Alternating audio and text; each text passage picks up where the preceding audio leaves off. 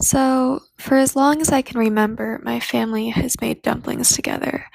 For special occasions, for unspecial occasions, even when there was no occasion at all. My dad would always be at the counter rolling the dumpling wrappers, thin enough to be pliable, but thick enough so that they wouldn't break when they hit the water. And my mom would be sitting at our round kitchen table folding them, placing each plump little dumpling on the floured saran wrap. My main contribution would be providing the emotional support for good dumpling making and, of course, eating. A few months ago, my friend Margaret, an international student from China, asked me if I wanted to go make dumplings with her and her friends for Chinese New Year.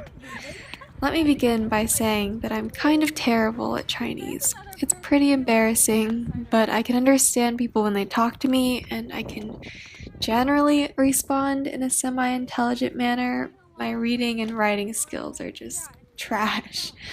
One of my biggest regrets in life is not taking Chinese class seriously when I was younger. I did it for 10 years, and I have very little to show for it. And usually, Margaret and I speak English with each other. That's how it's always been, and the same goes for me and my parents.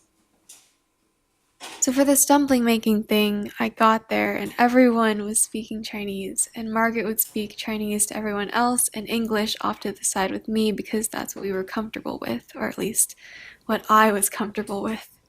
It was weird because I could understand everything everyone else was saying, but I didn't feel like I had the skills to respond in a way that facilitated conversation instead of ending it. So instead, I just said nothing. It was a bit like watching a TV show and paying attention and reacting correspondingly to people's jokes and insights, but not actually participating in it because you're an outsider. But eventually, I decided to suck it up.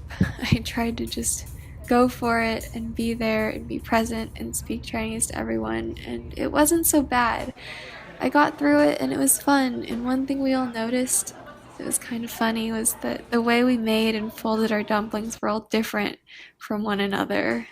These family traditions that were passed on from generation to generation, from location to location, all seemed to be a little bit different. Some were a simple folded half moon shape, and others were pleated and delicate. And I was bringing my own family's traditions to the table, which was really cool. When I was younger, I didn't think learning Chinese was important at all. It was just something my parents forced me to do that I didn't want to do because of that.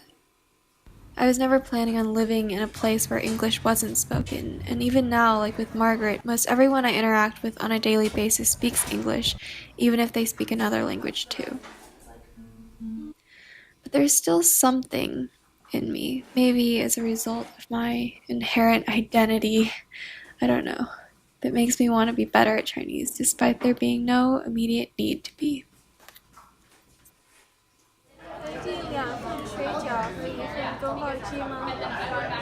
2个水饺，宫保鸡，好的。